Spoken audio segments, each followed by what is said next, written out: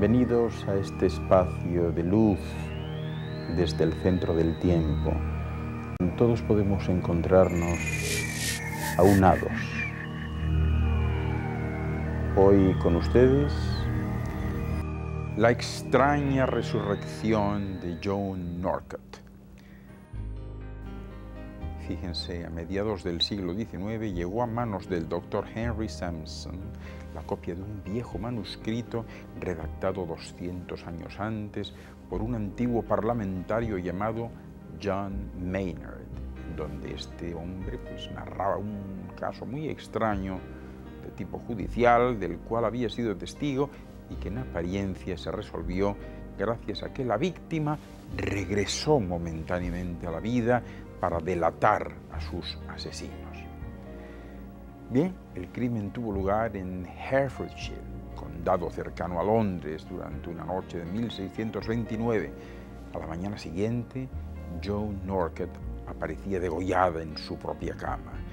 Y además de la víctima y su hijo pequeño, bajo el mismo techo, vivían también su marido, su suegra, su hermana y el marido de este, quienes declararon que la muerte de Joan se debía a un suicidio.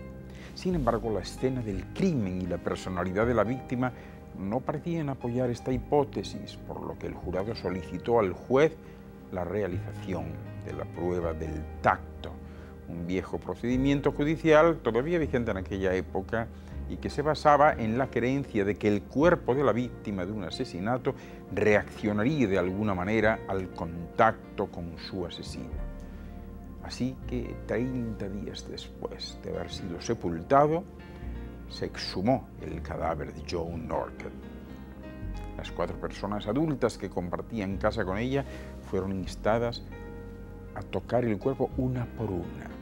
Y según los testigos, este cuerpo comenzó a sudar y adquirió un tono sonrosado, como si la sangre volviese a fluir por sus venas.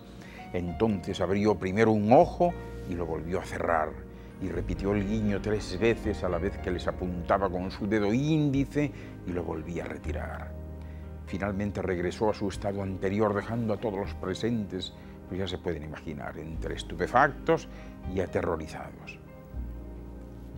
A pesar de la espectacularidad de los resultados, esta prueba no bastaba para condenar a los 4 familiares de Joan Norcott, pero sí para abrir un juicio y sentarlos definitivamente en el banquillo de los acusados. Y claro, aunque en este primer juicio fueron absueltos, este se repitió tras la apelación del hijo de Joan y esta vez se presentaron pruebas que descartaban definitivamente la teoría del suicidio. La cama sobre la que había sido hallado el cadáver apenas estaba revuelta, lo cual parecía indicar que el mismo había sido movido de sitio.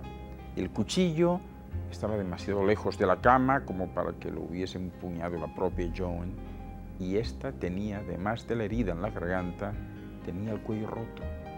Por último se supo que había huellas ensangrentadas de otra persona sobre su cuerpo cuando fue hallado. Y así, el posible móvil todavía no estaba claro, pero todo parecía apuntar a los acusados como autores del crimen, o al menos como encubridores. Bueno, pues el marido, la suegra y la hermana de la víctima fueron declarados culpables y condenados a muerte a pesar de sus protestas. El cuñado fue absuelto y finalmente la mujer más joven se libró de la horca por estar embarazada. El doctor Sampson publicó el caso en 1851 en la revista Gentleman's Magazine and Historical Review, muy famosa en aquella época. Allí había un tabernero llamado Hunt que le había proporcionado la copia del manuscrito original de Maynard, quien a pesar de seguir todo el proceso atentamente, no fue testigo directo de la temporal resurrección de Joan Norcott. Su descripción del suceso se basaba en el testimonio del clérigo que debía dar fe de ella, así como de otros testigos, ¿verdad? Pues bien, si se confía en la cadena de transmisión de la historia, es decir, Sampson, el tabernero Hunt, el copista o los copistas que reprodujeron aquel manuscrito de Maynard y el propio Maynard, más el clérigo testigo del evento, pues hay que admitir que se trata de un hecho completamente inexplicable. Así que ya lo ven, en este tipo de temas siempre hay verdades y falsedades.